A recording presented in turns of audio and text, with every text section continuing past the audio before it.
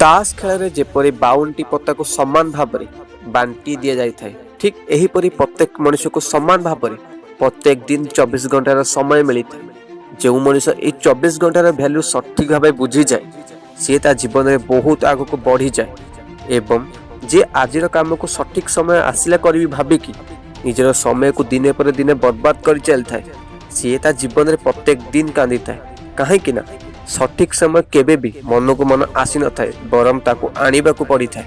जदि तुमे सठिक समय अपेक्षार अच्छ तेबे तुमे आजिर समय को भी नष्ट करुछ जो समय पुणी थरे फेरिक आसबनी एवं शेष में तुम पाखे केवल अफसोस रही कि सही समय मु सठिक निष्पत्ति नहीं पारि तेबे आज मो जीवन किछि बेटर हो पारथांता। बहुत वर्ष पूर्वे समय महत्व को नहीं कबीर दास जी पदे सुंदर श्लोकटीए लिखिथिले।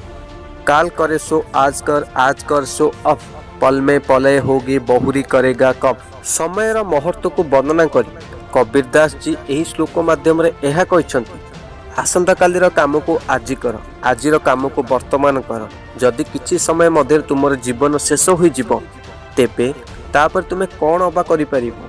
समय समस्त की मिली थे जीवन को सुधारे किंतु जीवन पुणी थे मिल न था समय को बदलैया एथिपे निज जीवन समय को अन्य पाई नष्ट करंतु नाही।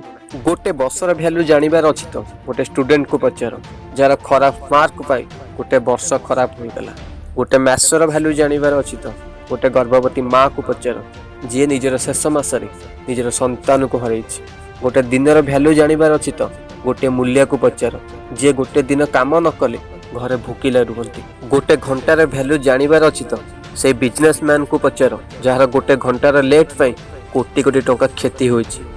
गोटे मिनिटर भैल्यू जानिबार अछि तो से मनुष्य को पचार जार बस किंबा ट्रेन लास्ट मिनिट रे मिस होइछि एवं गोटे सेकेंड रे भैल्यू जानिबार अछि तो से मनुष्य को पचार जार गोटे सेकेंड रे लेट पाई एक्सीडेंट हो बंची जाइछि। आम जीवन रे समस्तक पाई गोटे सेकेंड भी महत्व रखे एथिपे आमको समय सह चलवाक पड़ो। जीवन एवं समय ये दुई जन आम जीवन में सबुठारु बड़ शिक्षक अटंती। जीवन शिक्षा दे थाए तुम समय को किपरि सठिक भाव व्यवहार कर एवं समय आम समस्त यह शिक्षा दे थाए कि तुम जीवन केते सुंदर एवं अमूल्य अटे।